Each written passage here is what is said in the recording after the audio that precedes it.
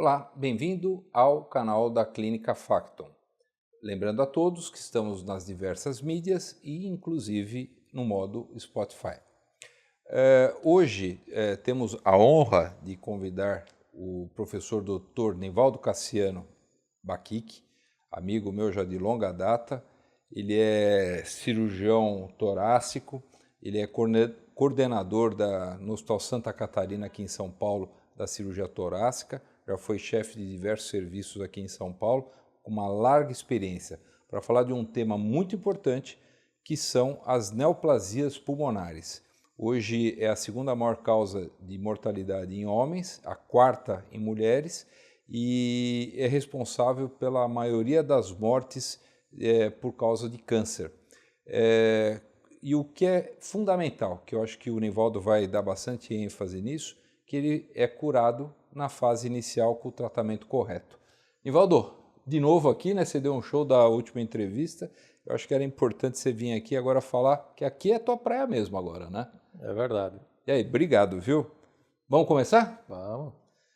Nivaldo, o que é neoplasia de pulmão? Então, o pessoal confunde muito, né? Neoplasia de pulmão, normalmente, antigamente chamados de tumores de pulmão, eles podem ser divididos em duas coisas, tumores benignos e os tumores malignos. Hoje em dia, praticamente, só se fala dos tumores malignos, mas também existem os tumores benignos de pulmão. Os tumores malignos de pulmão, que é mais o tema da entrevista de hoje, é o que mais chama atenção. As neoplasias malignas de pulmão basicamente se dividem em dois tipos. As neoplasias não pequenas células e as neoplasias de pequenas células. Depois nós vamos entrar mais em detalhes qual esses dois tipos. Boa. E, Nivaldo, como é que a pessoa sabe que tem um câncer? Tem algum sintoma e sinal? Esse é um grave problema no câncer de pulmão. Por quê? A maioria dos pacientes, quando se tem a cura desse câncer de pulmão, eles são assintomáticos. Então, é um paciente que normalmente está trabalhando, está exercendo sua atividade e, de repente, ele começa a ter alguns sintomas. Só que quando tem esses sintomas, normalmente esse tumor já está um pouco mais avançado e a gente já perde o tempo de cura desse tumor. Então, normalmente, esses pacientes nas fases iniciais não têm sintomas. Perfeito. E quais são os diagnósticos diferenciais mais comuns? Assim, por exemplo, a pessoa começa a tossir, sangue, que ela tem hemoptise, que a gente chama, emagrecimento, Exatamente. Como você falou, existem vários sintomas e sinais que os pacientes apresentam nessa fase já um pouco mais avançada do tumor. Como eu falei, nas fases iniciais dificilmente você vai ter uns sintomas desse paciente. Depois nós vamos entrar no detalhe como a gente fazer o diagnóstico disso. Já nas fases um pouco mais avançadas, os pacientes começam com um pequeno emagrecimento, que vai aumentando, uma perda do apetite e a tosse. A tosse é um sinal muito frequente nos inícios do câncer. Logicamente, nem toda tosse é câncer de pulmão, mas a tosse num paciente que já tem uma certa idade, num paciente que foi fumante, num paciente que a tosse persiste, não é uma tosse passageira, tem que ser investigado a fundo. Existem várias causas de tosse. Uma delas é o câncer de pulmão. Outros sintomas, como hemoptise. O que é hemoptise? O paciente começa a escarrar sangue. Volto a falar, nem todo escarro com sangue significa câncer de pulmão. Mas um paciente que está escarrando um pouco de sangue é um caso que ele tem que consultar um pneumologista, um cirurgião torácico, para ver a causa desse escarro com sangue. Outras causas, como falta de ar, como dor torácica, são já sintomas mais secundários. Normalmente, o primeiro sintoma que o paciente percebe é a tosse. E, Nivaldo, fazendo um gancho disso, a faixa etária e sexo mais comum? A faixa etária dos pacientes com câncer de pulmão normalmente é uma curva de Gauss. O que é uma curva de Gauss? Você quase não tem uma neoplasia, um câncer de pulmão, em pacientes muito jovens. Existe câncer de pulmão desde recém-nascidos, mas é uma coisa muito rara. A faixa etária normalmente que mais preocupa é o paciente de 50 a 75 anos. Esse paciente tem que ser investigado, principalmente quando ele apresenta alguns sintomas. E ser investigado também se existem algumas indicações para acompanhar esse paciente que, por exemplo, foi um paciente fumante, um paciente que tem histórico familiar, tem que ser acompanhado esse paciente de perto. E quais são as causas, Nivaldo, do tumor de pulmão maligno? Muito bem. O tumor maligno de pulmão já é muito pesquisado, essas causas. Nós temos vários indícios de pacientes com câncer de pulmão que começaram com tabagismo. O tabagismo, atualmente, é a principal causa de câncer pulmonar. Mas existem pacientes que também não são tabagistas e têm câncer de pulmão. Existem pacientes que trabalharam com substâncias químicas, tipo asbestos, por exemplo, e têm câncer de pulmão. Tem pacientes que trabalharam em ambientes inóspitos, em ambientes insalubres, tipo carvão, trabalharam em carvoarias. Em Minas, né? Em Minas. Também pode desenvolver câncer de pulmão. Existe uma série muito grande. E existem pacientes que você não encontra uma causa. Provavelmente existe uma predisposição genética nesses pacientes para desenvolver o tipo de câncer de pulmão. Então existe um fator, se tiver pai, irmãos que tem, aumenta a incidência, como é para cólon e outros cânceres. Exatamente. Tá. E quem mora na cidade tem mais câncer que quem mora no interior? Sim, existe isso também. Existem essas pesquisas de ambientes devido à poluição. Hoje em dia é um tema muito em voga, né? A grande poluição, e isso realmente é um dos fatores que aumentam o índice de câncer. Não isoladamente, mas em conjunto com outros fatores, como, por exemplo, o fator genético, como eu já citei. São Paulo agora está com um tempo bonito, né? Fica sem nuvens, né? E aí é como se eu estivesse fumando 3 cigarros por dia, mais ou menos, não é isso? Exatamente. Existem várias estatísticas sobre isso. Logicamente, eu costumo citar um fator interessante, né? O que é pior? Você ficar na Avenida Paulista às 6 da tarde ou você botar a boca dentro da chaminé? Logicamente, você botar a boca dentro da chaminé é muito pior. Então, realmente, o cigarro é muito mais importante, mas lógico que não dá para você minimizar os fatores de poluição ambiental. Nivaldo, aproveitando essa história de cigarro eletrônico, que chegou uma época de ter modismo, hoje é proibido por lei, dá câncer também? Exatamente. Existem já vários trabalhos, né? Existe um trabalho em inglês atual que mostra que o cigarro eletrônico também pode predispor ao câncer de pulmão, é um dos fatores desencadeantes de câncer de pulmão. Existe uma discussão muito grande, porque alguns lugares, o vapor, né, que a Inglaterra, por exemplo, sugeriu de liberar o vapor em troca do tabaco, né, do tabagismo, do cigarro, né, e para diminuir o índice, né. Mas também existe trabalho dizendo que o vapor, o cigarro eletrônico, também desenvolve câncer de pulmão. E isso é uma coisa que tem que ser ainda muito pesquisada, é uma coisa ainda mais ou menos recente. Nós não temos ainda um time grande para a gente pesquisar, mas sim, existem indícios de que o cigarro eletrônico leva ao câncer de pulmão. É mais viciante e ainda tem mais nicotina e aí causa mais dependência, fora os elementos que tem dentro que podem causar aquelas pneumonias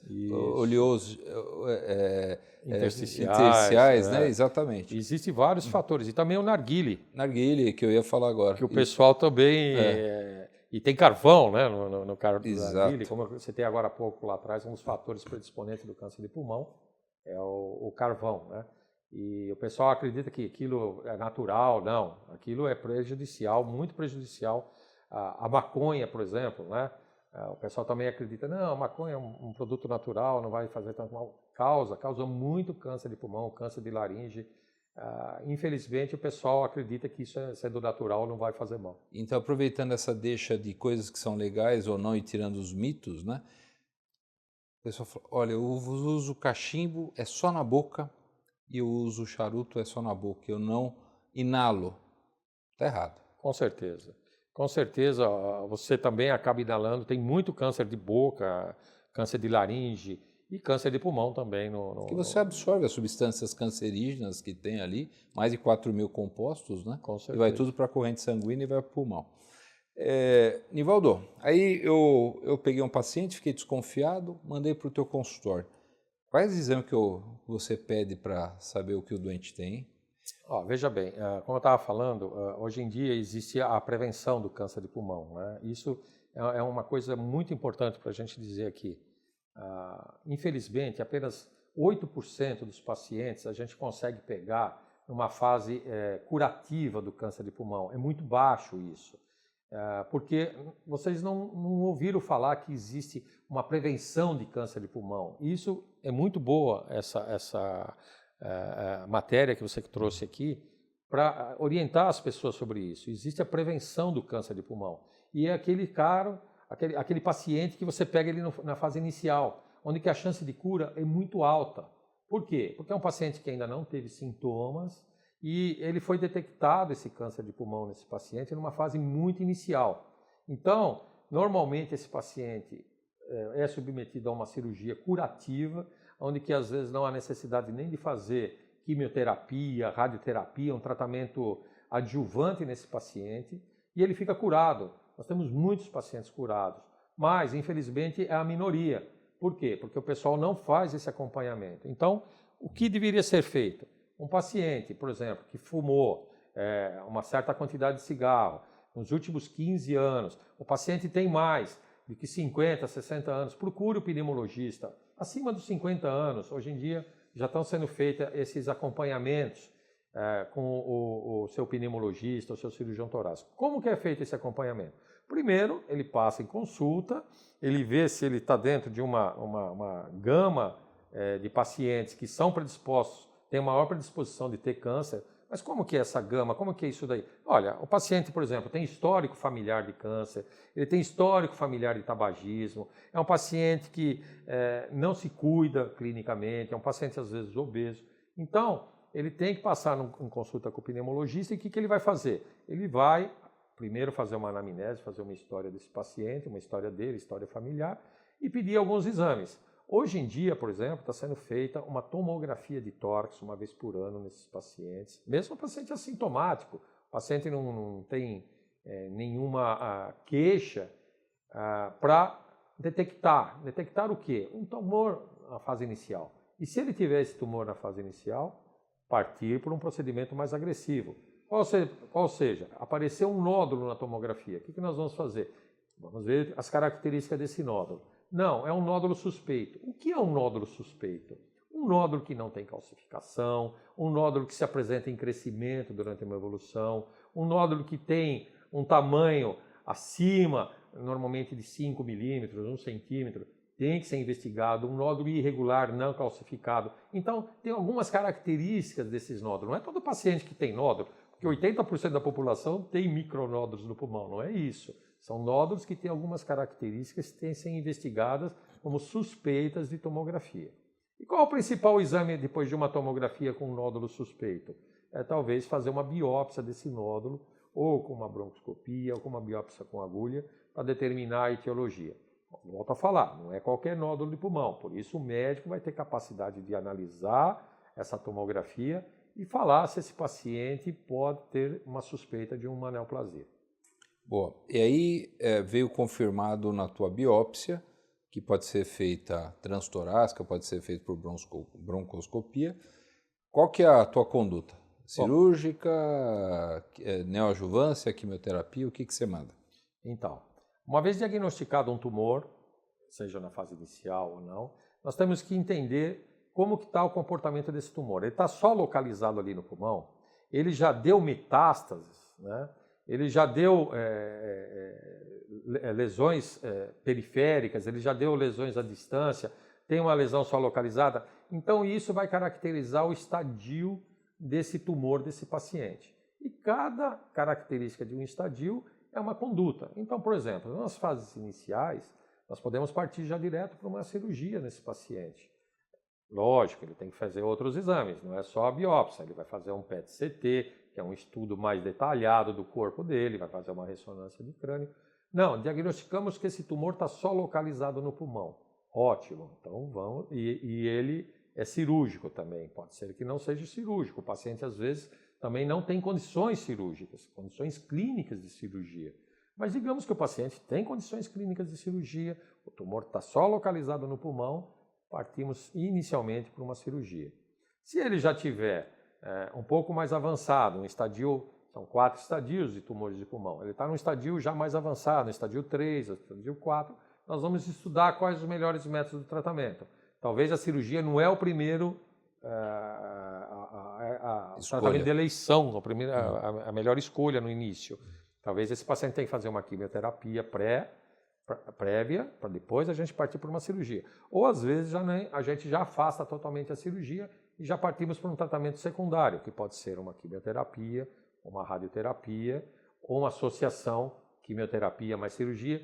Cada caso é um caso que tem que ser estudado direitinho pelo epidemiologista e o cirurgião torácico. E também existe a imunoterapia e a quimioterapia associada à imunoterapia para casos mais avançados, quando a quimioterapia não funciona. Bom, mas aí vamos para outra coisa importante. É tua área, você que também foi um precursor disso aqui. Cirurgia minimamente invasiva, cabe bem aí? Cabe. Porque eu me lembro que a gente fez aqueles cortes bonitos, né? Eu que sou cirurgião de esôfago, e era horroroso. Aí você faz aqueles buraquinhos, você consegue fazer a cirurgia super bem. Você é muito bom nisso e eu sei que você faz as cirurgias cada vez mais minimamente invasivas. E a verdade é isso mesmo. No passado, existia uma máxima, né? Quanto maior a cirurgia, melhor era o cirurgião, né? Isso. Só que o paciente tinha muita dor, tinha muito... E nós vivemos tudo isso. Vivemos no passado que não existia vídeo, não existia robótica. Passou-se pela grandes cirurgias. Depois a gente verificou que as cirurgias minimamente invasivas também eram eficientes e resolviam o problema do câncer do paciente. Então partiu-se para a videotoracotomia e hoje em dia existe a robótica aí hoje, que é um procedimento também minimamente invasivo. Alguns casos ainda existe indicação de cirurgias abertas, existe indicação de videotoracotomia e existe também as indicações das cirurgias robóticas para ressecção de tumores pulmonares. Não, eu acho bacana essa tua resposta. Para não insistir, eu sou cirurgião deste método e todo dia você só usa arroz com feijão. E eu acho que precisa para cada pé ter um sapato certo. Eu acho que isso é perfeito. E eu acho que a gente abordou bastante coisas, né? Então, nós falamos, não vamos entrar em outras doenças, né? Como os tumores neuroendócrinos, que está associado também do aparelho digestivo junto com o pulmão. Que aí a conversa vai ficar muito extensa e pulmão é uma área que está ali passando o esôfago no meio, tem um monte de estruturas nobres ali. Como é que qual que é a dica que você daria para as pessoas evitarem de ter câncer de pulmão? Veja bem, como eu estava falando, o câncer de pulmão é uma doença curável, né? Desde que a gente pegue no começo. Infelizmente, o câncer de pulmão, por exemplo, no homem, a terceira causa de incidência. Primeiro nós temos os tumores de próstata, depois nós temos os tumores de cólon, do aparelho digestivo, e terceiro o câncer de pulmão. Mas é o tumor que mais mata homem no mundo inteiro.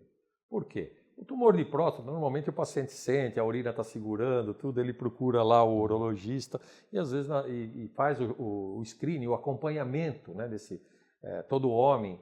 Tem o mês do azul, né? Parece que é novembro. É novembro ou outubro? Não me lembro. É um mês que eles determinaram para as mulheres, por exemplo, a mama. A mulher tem muito câncer de mama, né? Um dos tumores mais cólon também. Prevalência, é cólon março, também. Né? E da mulher tem o útero ainda na frente, e depois vem o câncer de pulmão em termos de incidência. Mas o câncer de pulmão mata tanto quanto o câncer de mama. Em alguns países, o INCA, por exemplo, deu uma época que o câncer de pulmão passou o câncer de mama, isso em termos de mortalidade, não de incidência. Mas por quê? Porque não existe uma prevenção. O pessoal precisa entender que existe essa prevenção, tem que acompanhar, principalmente pacientes que foram fumantes, pacientes que têm ou são fumantes, pacientes que têm um histórico familiar de câncer, precisa procurar o seu epidemiologista mesmo sem sintomas. E aí a gente consegue aumentar aquele índice de apenas 8% dos pacientes que conseguem fazer a gente pegar em fase inicial. Infelizmente acontece isso no câncer de pulmão. O pessoal espera ter sintomas para procurar o médico. A tomografia, que você falou, ela traz mais resultados, mas não é todo lugar que tem uma tomografia. Talvez um raio-x ajude, né? Sim. É bastante, mas a tomografia é mais bem indicada. Mas eu vou fazer uma pergunta capciosa para você. Fumante passivo. Eu não fumo, mas meu marido ou a minha esposa fumam dentro de casa. Porque hoje, assim, na maioria dos lugares são fechados restaurantes e outros locais não se fuma, né? Por lei. Então deveria diminuir a incidência, né? Não aumentar, né? Mas as pessoas fumam em casa e a gente tem visto que está aumentando a incidência de novo. Me conta uma coisa, o fumante passivo também tem os mesmos problemas? Então, Não é igual o fumo passivo, o fumo marginal, né, que é aquela fumaça que sai e naquele ambiente familiar ou naquele ambiente de trabalho, ele não tem a mesma incidência do câncer de pulmão do que o paciente fumante, né? Agora, logicamente, teve um trabalho na China muito interessante em que eles estudaram as mulheres, esposas de marido fumantes. Elas não eram fumantes. E compararam com um grupo grande também de mulheres esposas de marido não fumantes. E aquelas esposas de marido fumantes tiveram 8,7 mais câncer de pulmão do que aquelas esposas de marido que não eram fumantes. Então, existe uma associação de câncer em pacientes de fumo marginal. Mas, logicamente, não se compara com aquele paciente que fuma. Então, não precisa o pessoal ficar todo apavorado. Meu marido fumou durante 20 anos, eu vou ter câncer de pulmão. Não, mas também tem que ser acompanhado esse paciente, não tão frequentemente, mas tem que ser acompanhado também. Sedentarismo e obesidade. Também, tem índice de relação aumentado em relação ao câncer de pulmão também. Não tanto quanto só o paciente fumante. Logicamente, o paciente fumante é o índice mais alto que nós temos para câncer de pulmão. Depois vem outros índices, como, por exemplo, os pacientes que trabalham em ambientes insalubres, churrasqueiros, por exemplo, pacientes que trabalham em churrascaria, que mexem com carvão, pacientes que trabalham em ambientes com asbesto, que tem um tipo específico de câncer de pleura, que é o mesotelioma. Então, existem outros, mas principalmente é o tabagismo mesmo. Se o pessoal entender, e graças a Deus no Brasil se entendeu isso, que o tabagismo é uma das principais causas de câncer de pulmão no Brasil, de desenvolvimento de câncer de pulmão, no mundo, aliás. No Brasil, as leis são mais rígidas. Você pega vários países, você já teve em vários países, você viu isso, que as leis não são tão rígidas quanto aqui. Não, na Europa é uma desgraça. Esse ano o pessoal fuma demais. Eu peguei um táxi em Madrid, o motorista metendo o pau no tabagismo e ele mesmo com cigarro lá no táxi. Isso aí.